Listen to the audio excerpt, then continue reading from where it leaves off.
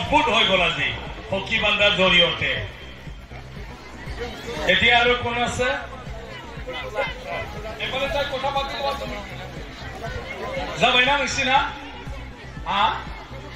সসর নংজং আরে ভাই আমি কুঞ্চে নকলা মাদলা আলাসি যাবেগে পরমাও তোকি নেগো নাও সাতো আখায়ও বুই ইউতালং খেগানা মি হামি কুঞ্চে নকলা মাদলা আলাসি যাবেগে। ওদিকে গঙ্গা আৰু বৰৰ মাজত আগতেও হৈছিলে বেপাৰ বাণিজ্যৰ নামত আদান প্ৰদান, কিন্তু আজি বৰ্তমান পুনৰ হকী হৈ গ'ল। নৰবু আমাৰ 3 কিলোৰ হোটেলৰ মালিক হয়, মাত্ৰ এনে খাব পাব বুলি ভাবিব নালাগে আজি হকী বান্ধাৰ কাৰণে। ঠিক আছে, অত্যন্ত খুব আন্তৰিকতাৰে ভাৰত ভূটান সীমান্তৰ এই অঞ্চলত আজি ৰংজালী বৈশাগু ৰঙালী বিহু উদযাপন কৰিছে। আজি আমিও এই উদযাপনত অংশগ্ৰহণ কৰি অত্যন্ত আনন্দিত অনুভৱ কৰিছোঁ, কাৰণ এই অঞ্চলৰ বিভিন্ন জাতি জনগোষ্ঠীৰ মাজত যিটো সমন্বয় আৰু সম্প্ৰীতি আৰু একতা, এই গোটেইখিনি আজি ইয়াত প্ৰদৰ্শনো হৈছে। নিজৰ নিজৰ স্বকীয় কৃষ্টি সংস্কৃতিৰ লগতে পৰম্পৰাগত যি আমাৰ উৎসৱ আৰু সখী বান্ধা বিশেষভাৱে যিটো উৎসৱ, এই উৎসৱটো অত্যন্ত এটা আমাৰ এক পৰম্পৰা আছিলে। গতিকে এই পৰম্পৰাবিলাক ইয়াত বৰ্তমান হৈ আছে। গতিকে এই কথাবিলাকে আমাৰ মাজত ভাৰতৰ লগত ভূটানৰ এক মৈত্ৰী দেশ হিচাপে সম্পৰ্ক, খুব ভাল সম্পৰ্ক।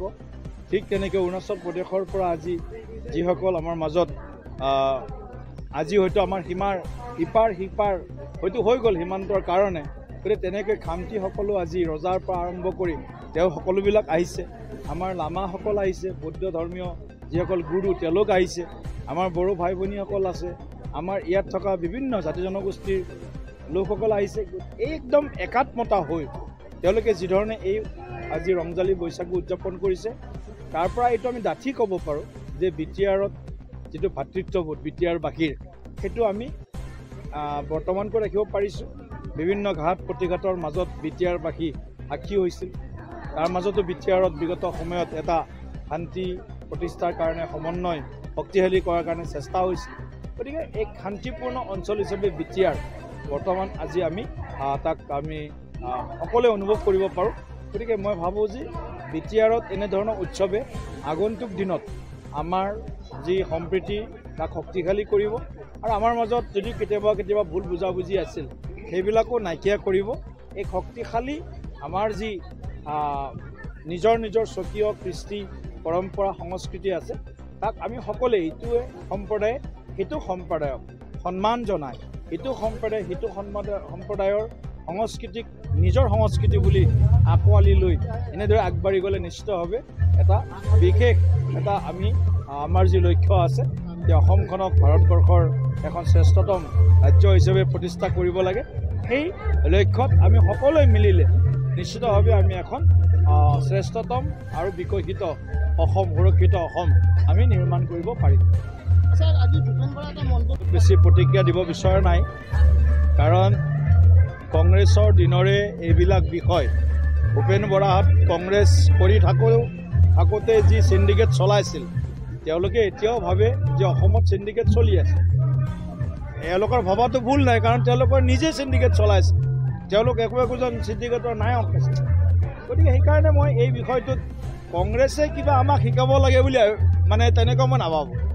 বৰঞ্চ কংগ্ৰেছে আমাৰ পৰা কিছু কথা শিকিব লাগে। ভাৰতীয় জনতা পাৰ্টীৰ পৰা সংস্কাৰ, ভাৰতীয় জনতা পাৰ্টীৰ পৰা যিটো কাৰ্য পদ্ধতি, ভাৰতীয় জনতা পাৰ্টীৰ যিটো আমাৰ গণতন্ত্ৰৰ প্ৰতি যিটো আমাৰ যিটো ধাৰণা, এই গোটেই কথাবিলাক কংগ্ৰেছে শিকাটো উচিত। আৰু ভূপেন বৰা ডাঙৰীয়া খুব বেছি এতিয়া বিশ্বাসযোগ্য নেতা হৈ থকা নাই। তেওঁৰ কথাক হয়তো আজিৰ অসমৰ ৰাইজে তেনেকৈ গুৰুত্ব দিয়া নাই, কাৰণ তেওঁ যি কয় তাৰ ওলোটা কৰে অসমবাসী ৰাইজে।